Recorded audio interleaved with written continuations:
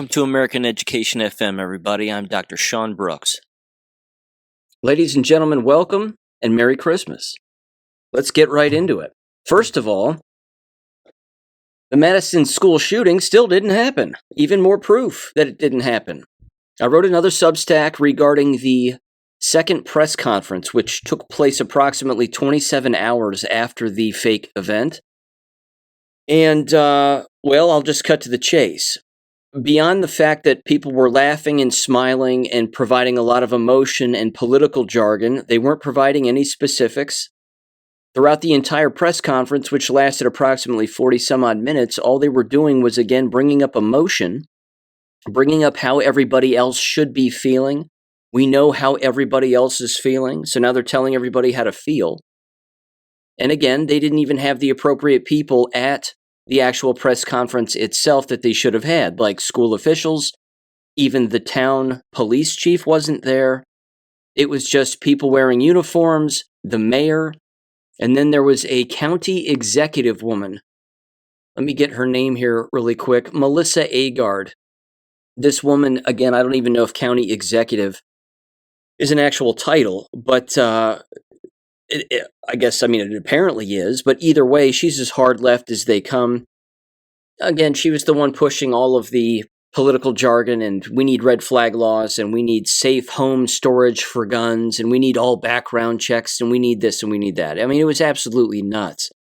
But again, they were all smiling and deflecting from questions that were being asked. I just briefly want to go through this Substack because, again, this should be proof that this did not happen. But that's not even the biggest tell that this didn't happen. The biggest tell that it didn't happen was they had school the very next day. The so-called shooting took place on Monday. They had school Tuesday morning. After what? 2 murders and a suicide? You've got to be joking. In Oxford, Michigan, when Ethan Crumbley killed 4 people and wounded others, the school was shut down until January. And that was at the end of November, if memory serves, of 2021. So, what gives? Again, there was no indication that the Nashville shooting actually happened either. They probably went to school the very next day. Why wouldn't they? Same thing in Uvalde. They took a few days off, but then they were right back. No, that doesn't happen. It just doesn't happen. Again, if it were real, none of that would have happened. It's beyond absolutely outrageous. And the media, again, in this press conference, which I highly recommend you watch, because it'll prove it to you beyond a reasonable doubt, that the more questions the media was asking, even though they were being hand-selected by some kind of a handler, who again, has always been around these people. He was around the sheriff of the county in his outside press conference, and then he was in the room during this inside press conference. But again, even so, the questions became more intrusive, so to speak, and they became far more specific, and they didn't have any answers. In fact, one of the questions from one of the media people was, well, why are you all here?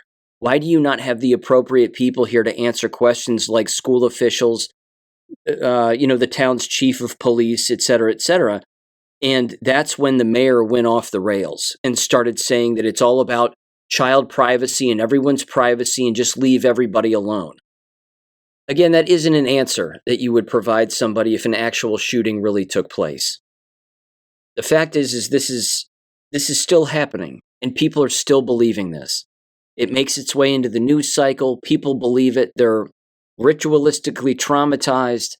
They fall for it every single time. They can't possibly comprehend that these things would be fake. And then it's out of the news cycle just like that. What people also have to understand is that approach as well is known by these people, and it's very well, again, documented by these individuals who carry out these scripts. They know that the news cycle will soak this up in the course of a couple of days, and then it disappears. Again, this one was painfully obvious it didn't happen. I would go so far as to say it was worse than Sandy Hook. It was worse than Uvalde. It was worse than Nashville. It was probably the worst one. Just again, as an actual script/actor portrayal, it was very bad. So out of the gate, in this press conference, the sheriff of the county, as I have written here, states that the cops were given the opportunity to stay home the day of the shooting, but they didn't, and they came into work anyway. And he said he was going to shake the hands of every single person who came to work anyway because they had the day off and whatever else. So it was definitely a drill then. One of the next things the sheriff said is that they didn't have any access to any of the discipline files of the so-called shooter, that they didn't have any personnel file from the school regarding the shooter. Ladies and gentlemen, he would have that in the palm of his hand the instant that they identified the individual. There's no excuse. It's completely impossible that they wouldn't have that information if this really had happened. So they said, no, we don't have that information. We're still gathering things. No, they're not. They're not gathering anything because no one was there. It says the next to speak is the mayor of Madison, a Satya Rhodes Conway. This woman, again, hard leftist, completely terrible actor, no way around it. And she gets up there again as the mayor. She has no business speaking about this particular issue. She's not even qualified to answer school-related questions, let alone legal questions. She's just there again as an emotional witness, and that's all she did was just get emotional, yell at everybody, and then they all stormed off and walked away. So I had written that she's a terrible crisis actor. Her words are not what people would say if a real crime took place. And then this is what you say when you're trying to deflect attention and you don't want people to know what's going on. Again, I'll play a piece of her audio here in just a little bit. She said something like that everybody needs to drink water and get mental health resources. She was looking at the media personnel in the room and saying, everybody just drink water. Just all of you drink water, get help for yourselves too, because this is traumatizing for everybody, including yourselves. So make sure you get mental health resources too. The major push here, ladies and gentlemen, for mental health resources in school environments is because they are a mental institution. That is the entire point. It is to filter money to their district so that the more people who request mental health services, the more money the district gets. It's completely outrageous. Just like special education, same kind of thing. The more special education designated students they have, the more money they get. The more grant proposals they might end up receiving. She also used a bunch of taglines like, here we are again, quote unquote, and we're all fearful, grieving, and impacted. Again, she's trying to lump everybody into this as if everybody was somehow a victim. None of this happened. They also, again, started telling people to donate to their locally United Way. As I mentioned, again, in the last episode, I believe, the United Way donation site is public, but you can't see who's donating and how much money. And as I mentioned in the last episode, if you get on GoFundMe, certainly at the time, and you typed in Abundant Life regarding, again, any donation sites through GoFundMe that have popped up, there was only one the last time, and it had raised $60. Now there's 3. And the one that raised $60 now has raised $1,305. Another one started by a Jordan Hosking has raised $1,880, and another one, which is Support Families of Abundant Life That Lost Their Loved Ones by an Andy Eastman and Josh Page are organizing this fundraiser. They've raised $10,950 with a $250,000 goal. Again, this didn't happen. And this is either, again, for money laundering purposes or school resource purposes or whatever it may be. But I'll get to the status of the actual school here in just a little bit. Back to the press conference. Again, the constant pushing for mental health resources. They openly said there was a vigil that was going to take place because those always have to take place. The mayor told people to not spread information on social media, or misinformation rather, and to be respectful. Again, it was all about emotion. It had nothing to do with any facts. Apparently, according to them, the federal government, including Joe Biden and senators, called them to give their condolences. The mayor reached out to every organization locally and thanked all of them, centering our collective humanity, quote unquote. It says the mayor always focuses on emotion. She had, again, 0 facts. And this, again, is where the county executive, Melissa Agard, stepped in. This woman is nuts as well.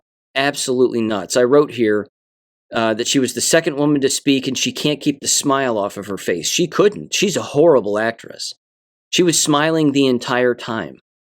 She's telling everybody how she should be feeling, or how they should be feeling, rather, just like the mayor did. I wrote, all emotions, no facts. She, too, is a terrible crisis actor. Both of these women expose the entire thing as being 100% fake, and she's as hard left as they come. She even has a website, melissaagard.com, where it shows a picture of her holding up a sign that says, abortion is healthcare. This woman's lost her mind. Again, this was where she let the cat out of the bag regarding the whole thing. You give these people an inch, they will take a mile, and they'll hang themselves with it every single time. Give a leftist a microphone, and they'll bury themselves. She openly said again that they had school the very next day. She said, quote, going to school is an act of bravery. And that all of the students who showed up and the staff who showed up, it was remarkably brave for them to show up the very next day. Ladies and gentlemen, it's a crime scene. With 2 murders, spilled blood everywhere, and a suicide. You don't go back to school the next day. And they were only allegedly in school for the remainder of this week before break. Doesn't happen. Completely impossible. Again, the county executive, quote-unquote, Melissa Agard, was only focusing, as I wrote here, on how everyone should be feeling. We know you're hopeless. We know you're scared.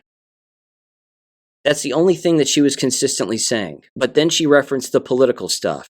She referenced gun violence being an important part of the political debate. She said that we cannot accept that. She also said that mass shootings, quote-unquote, consistently keep happening, and now it's happened here. Again, these terms, as I wrote here, I wrote these terms, political jargon, rather, are all typical of false flag fake school shootings. Her speech, along with the mayor's, were the worst and most revealing. Again, this Melissa Agard is also a state legislative member or a former state legislative member. And then she says in regards to a question from the media about guns, she states that they should have background checks, red flag laws, safe storage laws, no stigma for asking about mental health help, and that schools should be well funded and should have more resource officers at their disposal. Again, as I wrote here, there's way too much smiling going on. They were way too happy with all of this. Now, this is where, again, it got even a little more confusing regarding one of the questions that was asked by the media. Again, it made no sense. But at the 1 hour, 3 minute mark of the video clip that I have embedded in the Substack, here's what I wrote. I wrote, a selected member of the media asks about the home of the father and says that the father is cooperating with police, but that the home of the father does not look like the home of someone who looks like they're cooperating. She wants someone to address the state of the home. And I wrote, what the hell does that mean? It just made no sense. She basically said, by the look of the home, it doesn't look like that's the home of someone who would be cooperating. Do we have the status of the parent and the status of what's going on in that home? And they were like, yeah, we can't answer that. And the mayor even turned around and looked at all the police officers in the room and were like, does anybody want to answer that? And they were like, no. And they all shook their heads no. Again, I wrote here, no one can answer the question, not even the cops in the room, and the police chief of the town of Madison isn't even there. I wrote, the mayor is then asked about bullying of the so-called shooter. This is where they really started to deflect. And they started to say, we're not responsible for that. That's up to the school. That's not in our purview kind of thing. The Melissa Agard gal jumped back in, and she stated that her son went to school the next day and that their school was on lockdown again because lots of schools were on lockdown the following day due to swatting, so she said. She said she wants people to call Crime Stoppers if they have tips and information, and then I, of course, made the suggestion maybe I should call Crime Stoppers and tell them it didn't happen. You have a crime in that town, but it's not a shooting that took place. It's the actors and the fraudsters and the money launderers. That's your big crime there. The next bullet point I wrote is that the mayor then stated that she communicated with the Madison Public School superintendent. This again, as I wrote in the Substack, this is exactly how PSYOPs work. You have to get everybody involved. You have to communicate the lie to everybody so that everybody believes it, so that it filters down and throughout all of these environments so that everybody just blindly goes along with it. And they'll believe it. They truly will. I would love to talk to somebody from that town who knows that it didn't happen. Because I know that people in that town, not all of them are deaf, dumb, and blind on this. Some people know it didn't happen. And they need to do some real investigative work on this because I don't live there and I'm doing it and I can tell you it didn't happen. Again, they were using the quote-unquote, it's an ongoing investigation as their tagline, which is what I wrote here, because that's what they're using to, again, deflect from having to answer any questions. They said they are then asked, I wrote, why the schools were kept open as students went back to school the following day. Again, Melissa Agard, the county executive, she immediately stepped in and said that some students did go to school and some did not, and she understands why they didn't. Again, she was visibly nervous while answering that question, as I wrote here, and she was even smiling. She's nuts. These people are crazy. It says all of the media personnel who were asking questions were hand-selected by one person in the back of the room. And then I wrote, it's probably the same guy, and it was the same guy. I, again, provide 2 pictures. I don't know his name, but he was there. I then wrote that the mayor was then asked about whether or not the school had a resource officer. They apparently did not. But she was asked if that would have been beneficial. And she declined to answer even that question and said that was a question for the school, not them. Seems like that's a question that anybody could answer. I then wrote that the mayor was asked why the names of the victims have not been shared after 27 hours since the shooting, and her answer is about, quote, respecting their privacy. That's what she just kept saying. Please respect their privacy. You're not being respectful. Again, I'll play that audio here in just a second. And then this again is where it got nuts, and this is again where the audio ties in. I wrote, the media person asks why they don't have the proper people at the conference to ask questions. They don't have the fire chief. They don't have the police chief. No one from the school has spoken out about the incident, nor were they present at the press conference. And then I wrote, if you recall, no one from the fake Nashville school shooting spoke about the incident either. The mayor then goes on to basically say, quote, you are free to leave and you don't have to be here if you don't like the answers. Ladies and gentlemen, that is not what a mayor does when a real murder takes place. If you don't like the answers, you can just leave. That's what a child says when a child is lying to a room full of adults. Let me play the audio from the mayor and you can hear her tone. This is exactly what she said, and again, this is not what you say and or do or behave if 2 murders and a suicide take place. Give this a listen in 3, 2, 1. None of y'all's business who was harmed in this incident. Please have some human decency and respect for the people who lost loved ones or were injured themselves or whose children were injured. Just have some human decency, folks. Leave them alone. Let them grieve. Let them recover. Let them heal. Don't feed off their pain. We'll share what we can when we can, and not before that. Thank you. She said it was none of their business who was harmed in the incident, that it's none of y'all's business. What mayor says that? If people really got killed? She's looking at the entire community and saying it's none of your business who got killed. You have to be kidding. Not to mention, again, the tone and the word choice. It was Sandy Hook playbook right down to the bitter end. Have some decency. Nobody says that. Nobody says it that way. Nobody says those things, and you don't say it with that kind of a tone of voice. You don't berate the media for asking questions about 2 people getting killed in a suicide. This is, again, it's just not what you do. I then wrote this. After looking this up, and again, thanks to a listener of the show tipped me off to this, but then I looked a little more specifically into it and more questions. If you Google map Abundant Life Christian School, it pops up. The parking lot's primarily empty in the 2024 picture, an aerial photo. of the school. And there's a copyright on the drive-by ground level photographs that were taken that say 2021. But the school is listed as permanently closed. And then again, if you get over on MapQuest, it actually says that the school is open, and open until 3:40 p.m.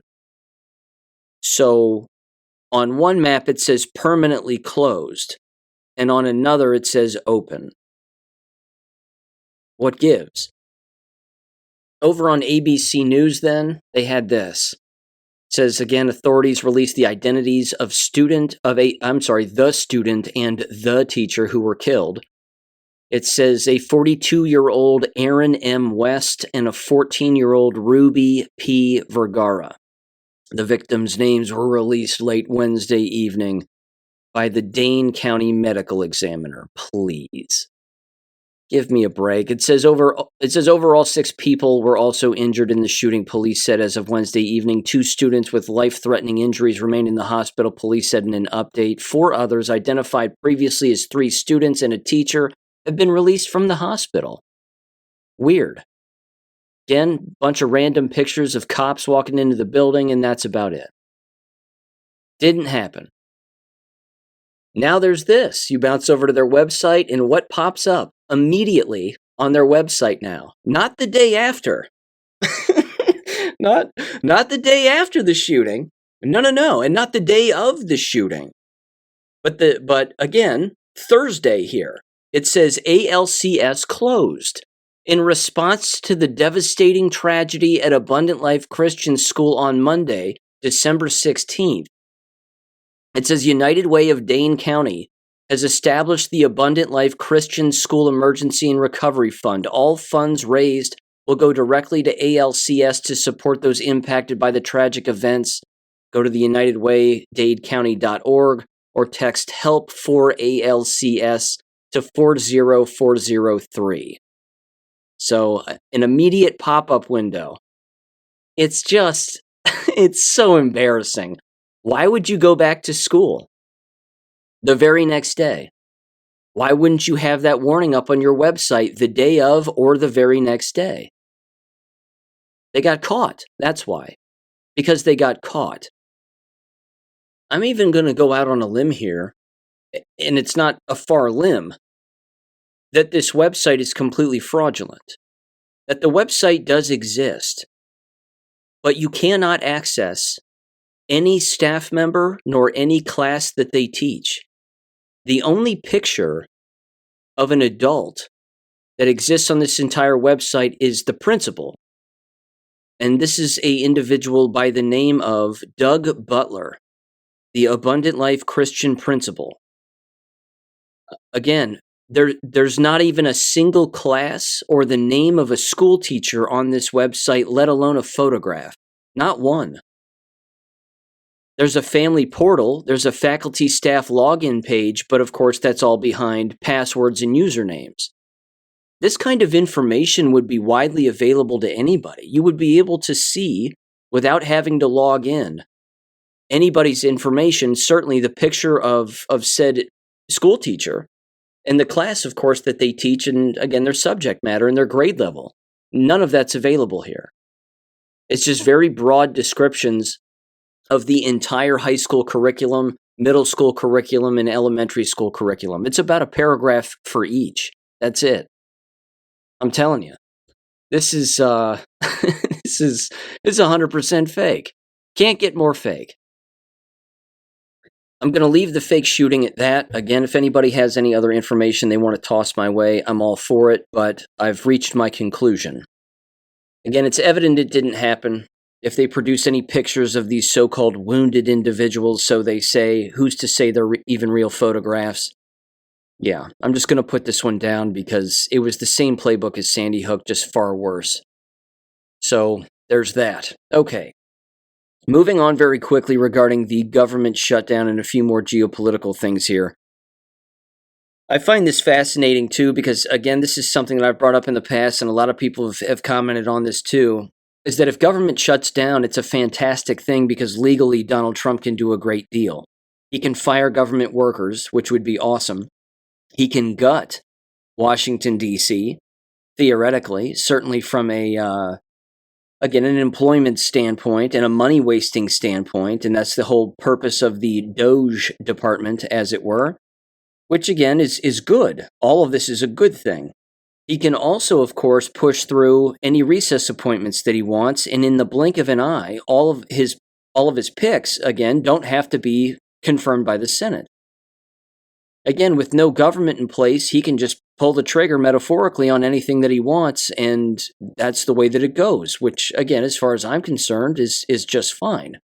So, again, it'll be interesting to see what happens here in the next few days.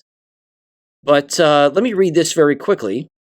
This was from Nicole Shanahan, who was RFK's vice presidential pick and advisor.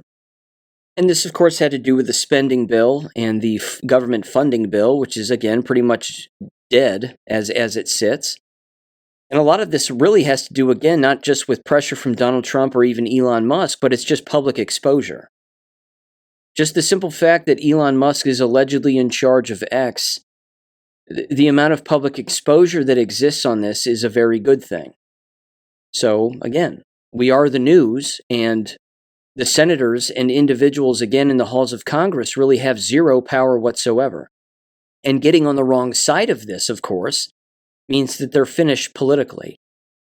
Or at least, hopefully they are, and some of these blackmailed strings get pulled, and some of these Jewish control strings get pulled. But at the exact same time, even Donald Trump is out there threatening these individuals, which is great, and he's saying, if you support this bill, you're going to get primaried and it's game over for you. Well, we already know who supports it and who doesn't. And even so, sort of a little deeper beyond that, again, a lot of the people who don't support it are Zionists also. And they're Israel First people too, which is, again, not good. Because they're playing the game also. Again, they want to maintain their positions, and they want to continue to, again, support AIPAC and have AIPAC support them and 1,000 other things. But either way, this was a particular tweet from, again, Nicole Shanahan. She said the following: they're stealing money to fatten the pockets of special interests and their corporate donors. I'm pleased to see Doge is already having an impact. We can and must stop the insanity going on in Washington. It says the American people did not vote for the status quo. Every independent-minded member of Congress should vote no on the current CR. It says, and while all eyes are on the chaos in D.C., here in California, they are signaling what they want to do federally. Governor Newsom has declared another new state of emergency, this time over bird flu, the very strain that Bill Gates was funding research to make transmissible to humans. Give tyrannical leaders an inch and they'll take a mile. She wrote, quote, behold, the wicked man conceives evil, and mischief, and gives birth to lies. He makes a pit, digging it out, and falls into the hole that he has made. His mischief returns upon his own head, and on his own skull his violence descends, unquote. She said, everyone keep praying, relentlessly and with purpose. Draw strength from it to stand tall against these forces, to shield yourself and your family. Stay courageous and steadfast, fully aware of what we're facing. Quote, be strong and courageous. Do not be afraid or terrified because of them. For the Lord your God goes with you. He will never leave you nor forsake you, unquote. Again, the fear measures that are taking place here with government are really next level. The people buying into it are equally as pathetic. But there are some moves that are being made here also that are, again, beyond awful. Certainly in the state where I live here, this was from informationliberation.com. It was titled, Ohio Senate Passes Bill Aimed at Outlawing Criticism of Israel, Criminalizing Gospel. Let me play some audio associated with this. Give this a listen from a local 10 news outlet in the Columbus area in 3, 2, 1. But tonight, a heated debate around a bill moving through the State House. Subverting the First Amendment of the Constitution, I think, is very dangerous and a very slippery slope for us to go on. We can criticize governments and policies. We should not attack folks for their identities. According to its summary, Senate Bill 297 hopes to define anti-Semitism at a state level, making it easier to investigate claims of the behavior. 2022, the Anti-Defamation League tracked 61 anti-Semitic incidents in the state of Ohio. 2023, they say there were 237 incidents. So far this year, there have been 94. 10 TV's Rochelle Aline spoke to people who are concerned that the end result may infringe on their rights. Bill's sponsor, Senator Terry Johnson, says the mission behind Senate Bill 297 is clear. This new wave of hatred is only getting worse, and in the United States of America especially, it needs to be stopped. By defining anti-Semitism at a state level, he hopes to curb anti-Semitic incidents across our state. It's a mission many can get behind, but the language in the bill is leading to a difference of opinions. Under the proposed law, the state would adopt the definition of anti-Semitism that's on your screen. It's from the International Holocaust Remembrance Alliance, or IHRA. The bill goes on to say that the state would use examples of anti-Semitism provided by that group in its definition as well. They include accusing Jewish people or Israel of inventing or exaggerating the Holocaust, accusing Jewish citizens of being more loyal to Israel than their own countries, and claiming that the existence of the state of Israel is racist. Critics of the bill worry the definition is too vague and the examples infringe on their ability to be critical of Israel. I mean, in America, you can burn the American flag, but you cannot criticize a foreign country. I think this is a sad day in America. But those who support the bill say they think it strikes a balance. So you can criticize Israel, you can criticize Israel's policies. It's when we step into a space where we're saying, well, let's just get rid of Israel. It shouldn't exist. It feels really harmful to Jews because it is the only Jewish state in the world. 10 TV took this debate to two lawyers. What is your reaction to this law as a First Amendment attorney? As it is written, where the legislature should be using a scalpel, it's using a meat cleaver. It's much too imprecise to limit speech. The Constitution protects your right to be offensive, to be racist, to be sexist, to be anti-Semitic. And not because we value those things, but because we value the First Amendment as a neutral principle. In the end, both of them claim the language in the law will likely lead to trouble with enforcement if passed as is. There are going to be three arguments that opponents would use to challenge this law. One is that it violates the First Amendment, free speech. Two is it's so vague that a person of reasonable intelligence wouldn't know what is or is not prohibited. And three, that it's overbroad, meaning that it prohibits lots of words that are clearly protected by the Constitution. In Columbus, Rochelle Aline, 10 TV News. Now, this bill has passed the Senate, and its counterpart is now working through the House. If it doesn't pass by the end of the week, it will be reintroduced during the next General Assembly. If you have a story you want 10 TV. Okay, so first of all, let's violate the bill right out of the gate. The Holocaust didn't happen. It was a complete lie. Israel is not a Jewish state. They stole it, and it was given to them. And then, of course, they slaughtered endless individuals who were living in Palestine. That's number two. And number three, the First Amendment exists, and I can criticize whoever the hell I want, and I'm an Ohio citizen along with the United States, so go to hell. How about that? Now, with all of that sort of aside, the visuals that they were showing during their report were the most recent visuals of those Fed boys dressed up like Blood Tribe, or Blood Tribe, I think, are all Feds anyway. And they, of course, are probably funded by Jews as well. And they're walking around downtown Columbus, waving around swastika flags and chanting particular things, and all dressed the same in their black pajamas. And then that happened, what, a month or 2 months ago? And now all of a sudden, this particular bill gets rammed through as if this bill wasn't already sitting on somebody's desk, just waiting to get signed into law potentially, or certainly make its way through these particular committees. Again, if criticizing individuals who happen to be Jewish, or criticizing Israel, and then them attempting to make laws, as Dr. Goebbels said, all of this, of course, is the end of them. This should prove to everybody that all of this is hopefully coming to an end. Now, I don't know if it really will or it won't. I certainly want it to. But again, it's completely illegal. That means that every word that you say, based on their legalese, fake legal language, of their working definition of anti-Semitism, quote unquote, that means that if you get on the ADL's website and you download all of the phrases, that big PDF of all of the phrases, symbols, and XYZ, of what they deem to be anti-Semitic, made-up word, that all of those, again, would what? Be fined? It would be punishable for something? So if I write the number 1488 on a math test, or include it in some note to somebody, then I can be arrested. If I say 100%, I can be arrested because, again, all of this is on the ADL's PDF documents on what is considered hate speech, which doesn't exist, and anti-Semitic and whatever else. If I say white lives matter, the feds will knock on my door and do what to me then? They're doing the same thing that Florida has done. They're doing the same thing that South Dakota has done. They're doing the same thing that many states in the United States are continuing to do. That you can criticize anybody you want, but you can't criticize Jews.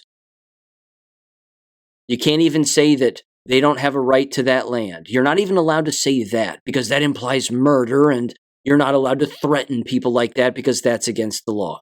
Again, that's the slope. That's the slippery slope that they are intentionally trying to create and then normalize that irrational slippery slope. We can say whatever we want, whenever we want, and that's the way that it works. And if more people don't stand up against this kind of thing, not just lawyers, but anybody and everybody, then again, you're forfeiting your own rights all of the time.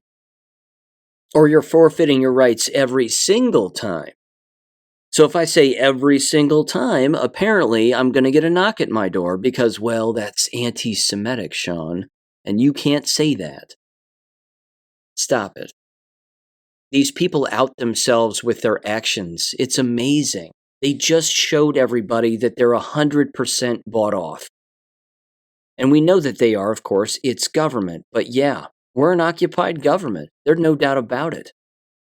The simple fact that they would even write this and have this again be a bill, potentially to be signed into law, is completely absurd.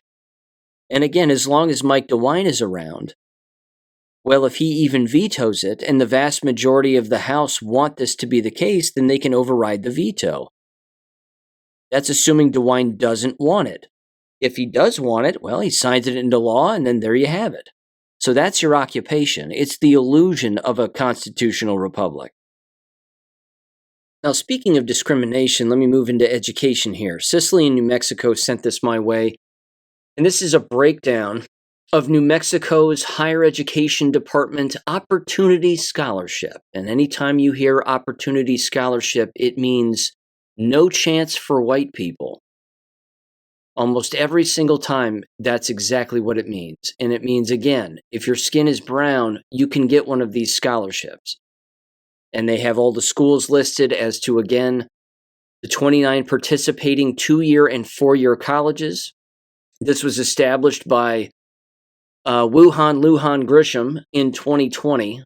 And it says the Opportunity Scholarship covers tuition and required fees for eligible New Mexico residents pursuing career, training certificates, associate degrees, and bachelor's degrees at New Mexico public colleges and universities.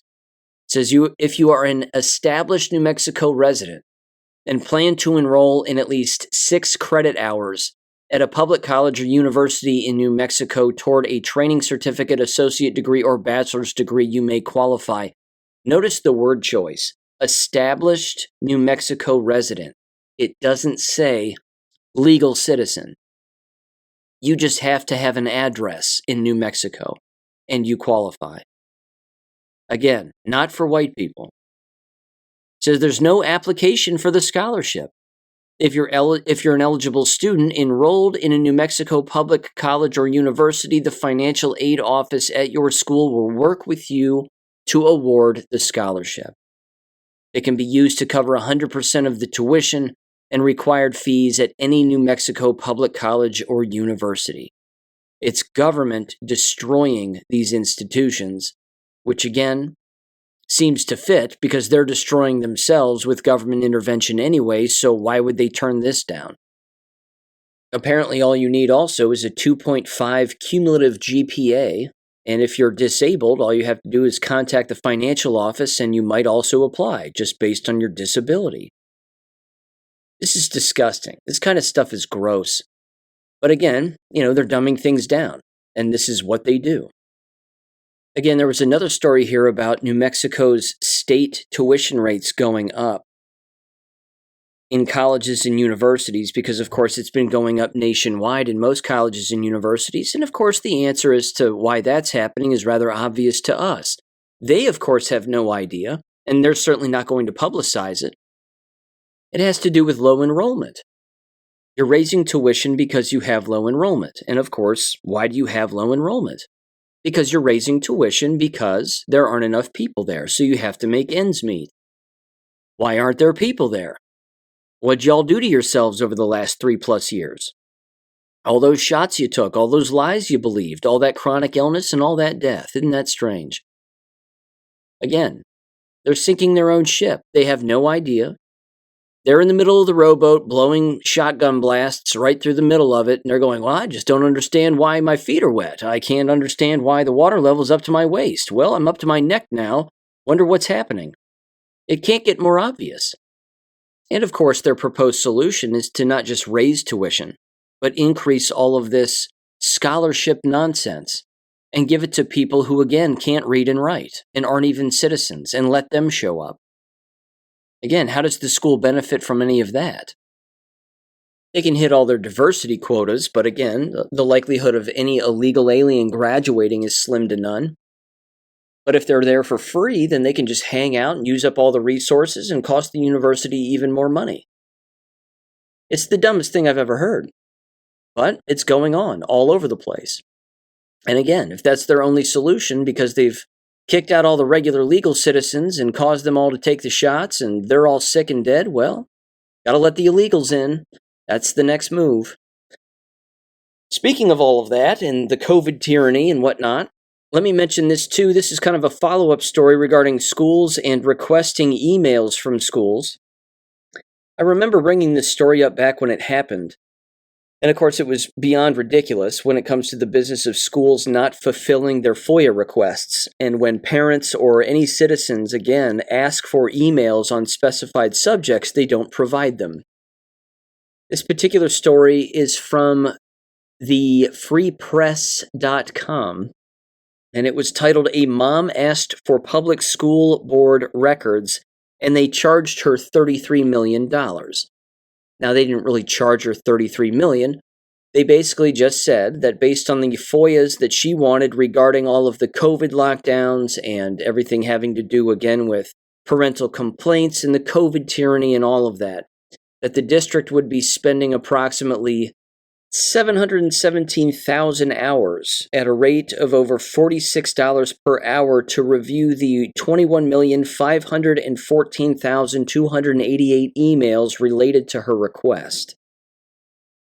So they basically said, well, that's going to cost you $33 million and change, $33.1 million to be precise, and that's what it'll cost you, so good luck with that.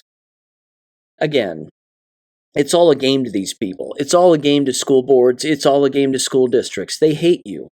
They absolutely hate you. Not to mention, her FOIA request was clearly too broad. She should have brought up specific names, a specific timeline, and then again, they can provide them. But this was one of the moves, again, very sneaky, but also out in the open, where they actually could have fulfilled the request if they really wanted to, and it probably really wasn't that many emails. But again, they got to make a show of it, and they got to scare people off and do whatever they have to do to discourage anybody from making an open records request and a number of other things. Again, these people hate you. American schools are government, and they hate you. They lie to you about fake school shootings. They lie to you about their communications. They lie to you about emails, and yet you keep sending your children, and people keep sending their children. They're criminal organizations. It's all of them. Public, private, charter, does not matter. Now, let me mention this. This is a local issue. This is something that just blew up the other day. I made mention of it earlier, not specifically because we didn't have any details. There was a local elementary school teacher here who was just let go. And then they were arrested by the sheriff's department for, again, physical abuse on a student. I'm going to play the local Cincinnati outlet on this particular story, and then I'm going to read you the police report, certainly the report from the sheriff's department regarding her arraignment and or temporary detention. Give this a listen in 3, 2, 1. First tonight, that breaking news, new details about the arrest of a teacher's aide at a Butler County school. She's charged with child endangering involving a student with special needs. Thanks for joining us here at 11 o'clock. I'm Cherie Palello. So this investigation involves the Talawanda School District. Sources with the Butler County Sheriff's Office telling us Heather Keller is in jail tonight. She's listed on the staff directory at Bogan Elementary School. Court documents, say that she grabbed a disabled student multiple times in the face and neck, pushing his head into the back of his wheelchair. It also says Keller pulled the student's arm across his face while applying pressure with both of her arms. She's also accused of flicking the student's face with her finger. And court documents say this was all caught on camera. The district would not share Keller's name with us, but did release a statement on the incident. It says the worker involved is accused of making physical contact with a student and was removed immediately. The statement also says the staff member resigned before a scheduled disciplinary hearing. Now, Heather Keller was booked into the Butler County Jail today on one count of child endangerment. We are still trying to find out when she's going to appear in court. When that happens, we'll have it covered for you. Okay, a number of things with this. First of all, just from a hypocritical standpoint regarding the school district. This is the same school district that had a middle school business teacher sexually grope and assault a female student, at least one, over the course of numerous years. Certainly this one student most recently a couple of years back, but previous students in previous years, administration knew about it. He kept his job, was allowed to resign, and he's lost his license now, of course, in the state of Ohio, but he's not prosecuted. He wasn't jailed. He wasn't arrested. Nothing happened. This individual assaults a handicapped student or a special ed student, and they're instantly arrested. Maybe not instantly, but eventually they're arrested. Once charges were filed. Again, the county didn't want to prosecute the male teacher for sexually groping the female student, but booking this chick is apparently no problem whatsoever. Again, they're both guilty. They both should have been arrested. They both should be criminally charged. But instead, you've got a sexual predator walking around. God knows where he lives. And, he's not in jail. So anyway, regarding this particular Heather Keller gal, here's what it says. It says, let's see, this is the complaint regarding the Butler County area courts. This was stamped and filed on December 18th. It says, let's see, on or about the 12th day of December 2024 in the township of Milford, Butler County, state of Ohio. It involved a mentally handicapped child under 21 years of age and abuse of a child. You scroll down a little bit further. It goes on, it says, the complaint states that the complaint is based on Heather Keller did knowingly cause abuse to a child with a mental or physical disability under 21 years of age. On December 12, 2024, at approximately 1458 hours, Heather grabbed the victim multiple times by his face and neck area and pushed his head into the back of his wheelchair. Heather also pulled his left arm across his face and under his chin while applying pressure with both of her arms. Heather also flicked him in his face with her finger. Video evidence was obtained of this incident. Now here's the thing. I'm not defending the behavior. However, to be objective, I don't know anything about the student either. And there are very violent special ed, even violent special ed handicapped students that do exist in school.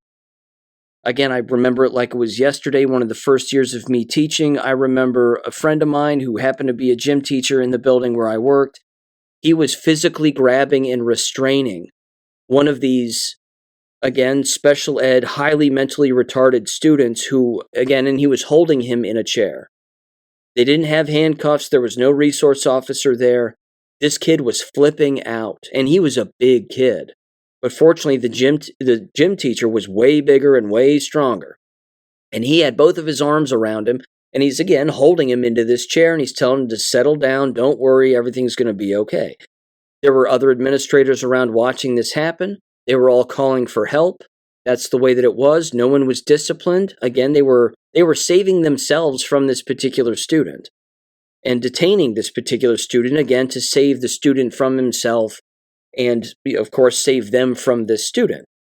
I don't know the circumstances behind, again, holding this kid in his wheelchair and giving him the cross-face chicken wing across his face and his neck and flicking him in the face. I don't know anything about that.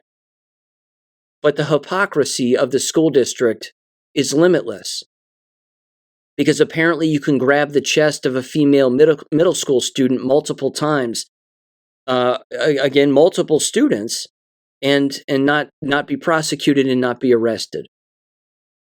So, again, I don't know the circumstances more specifically behind it. I just know, again, that the district wanted to keep this quiet because that's what they want to do. And they had no problem, again, cutting this school teacher loose, but they let the other individual resign. Here's where the district steps in it again. When the school district and the district office, specifically the HR director and the superintendent, fail to tell the state about these investigations that they have conducted, whether the police get involved in a school district-related investigation or not, if they fail to tell the State Department of Education, they're violating the law. So let me read this because, again, this is important and this matters, and this school district is guilty of this on a constant basis. Certainly regarding the case of Danielle Mann, which, by the way, I have a quick update on that. Again, the blonde teacher who lost her mind on TikTok, you may recall all of that, from post-election hysteria. Very famously so. She apparently, I've read her entire complaint and her investigation from the district. She basically just received a slap on the wrist. She was told in this complaint that she signed off on that if she violates anything else regarding her contract or violates any other code of conduct, she'll instantly be fired. But she's only on a 3-year probationary plan, essentially. So if she violates anything regarding her contract after 3 years, well, nothing will happen to her. But she already has almost enough years in place already to retire. She's certainly 1 or 2 or maybe even just 3 years away, ironically, from retiring. So they're basically saying you're on a short leash for the remainder of your career. You'll keep your pension. Just don't be stupid. Don't be online anymore, etc., etc.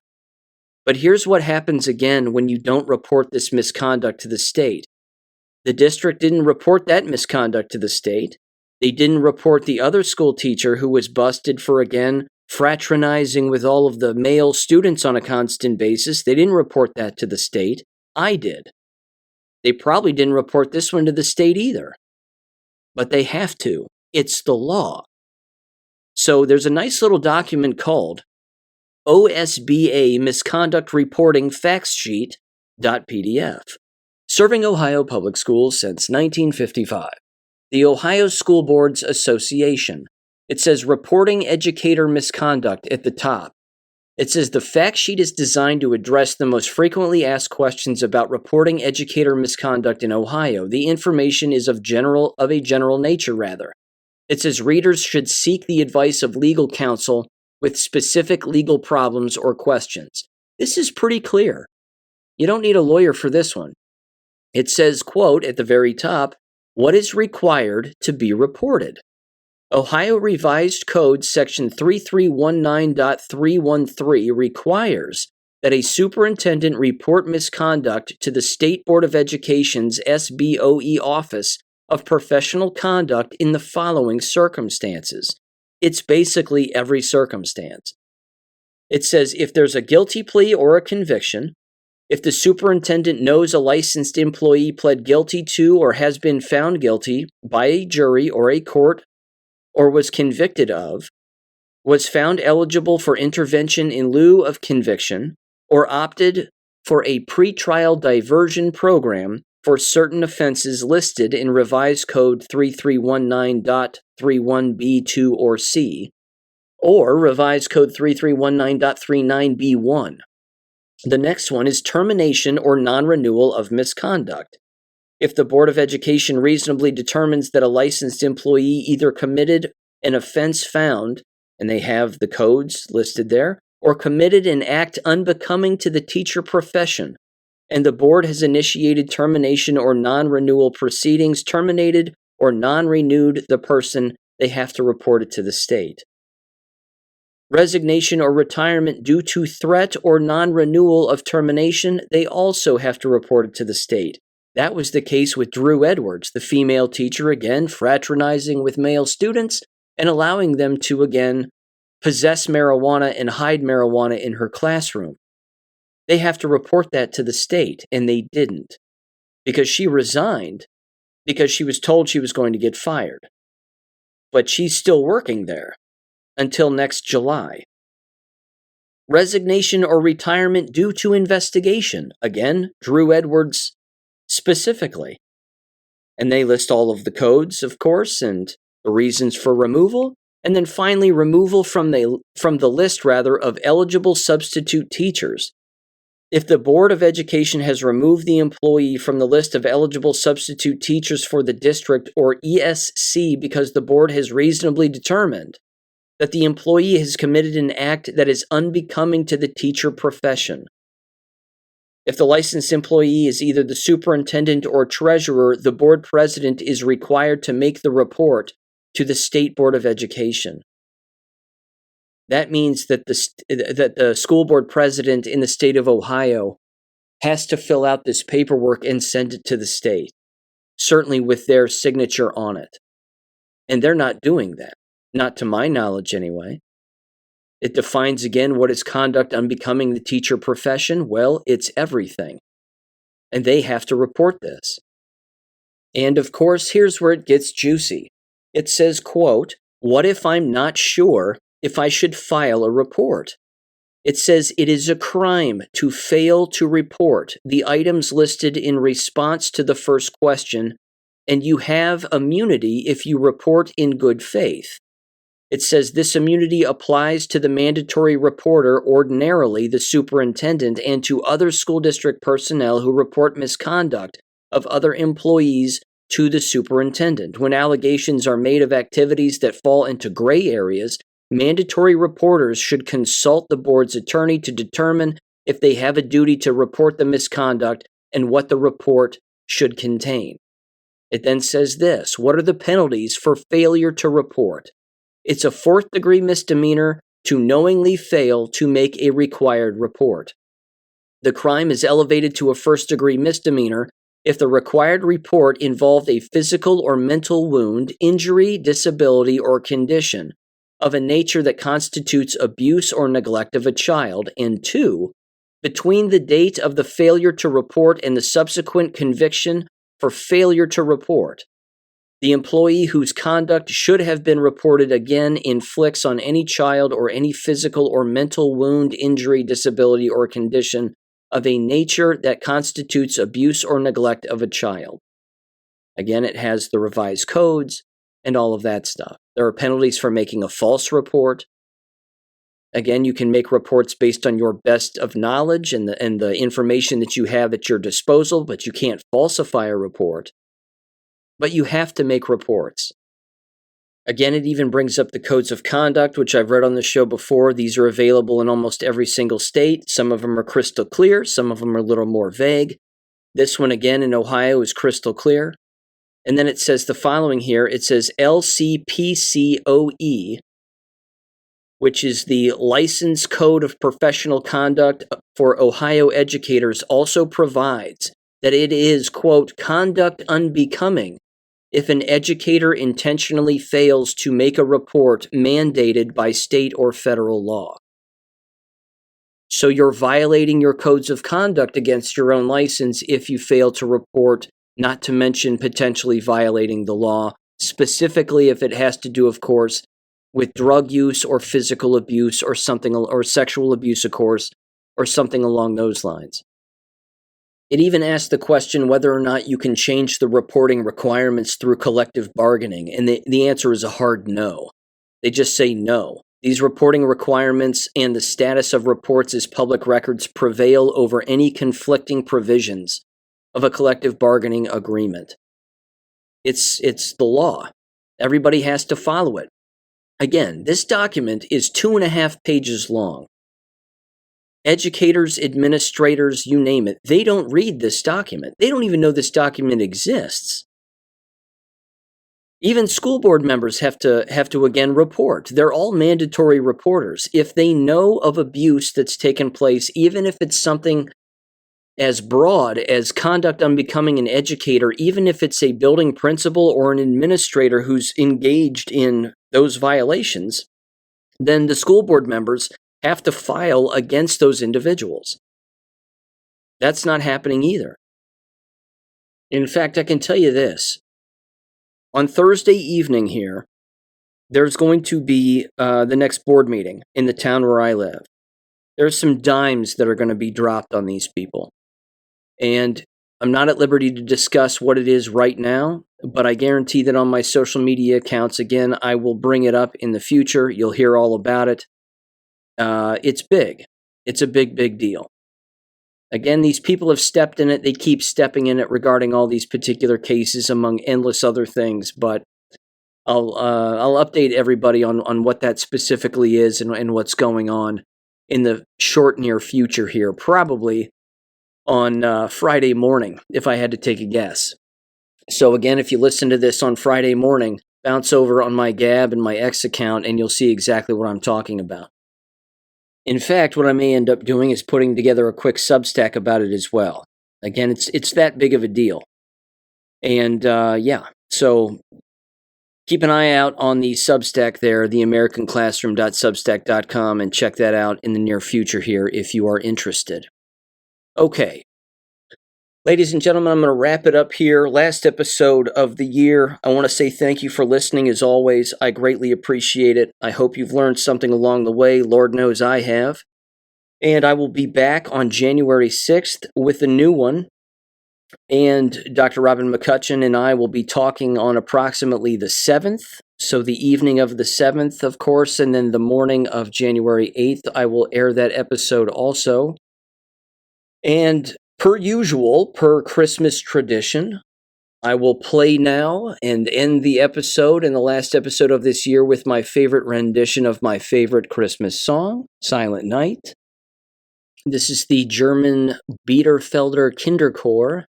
And again, this is from a vinyl record titled A German Christmas, and it was recorded in 1961. So with that said, ladies and gentlemen, God bless everybody. Merry Christmas again. And I'll catch you in the new year. Peace.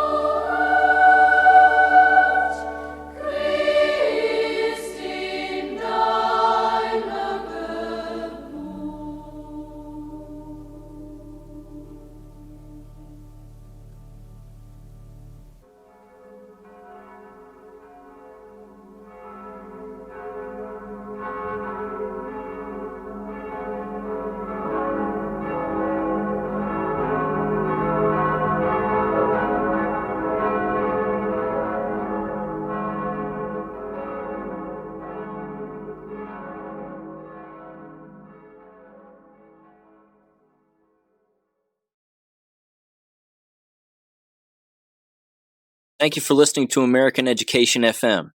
Make sure and check out AmericanEducationFM.com for more information. Take care and God bless.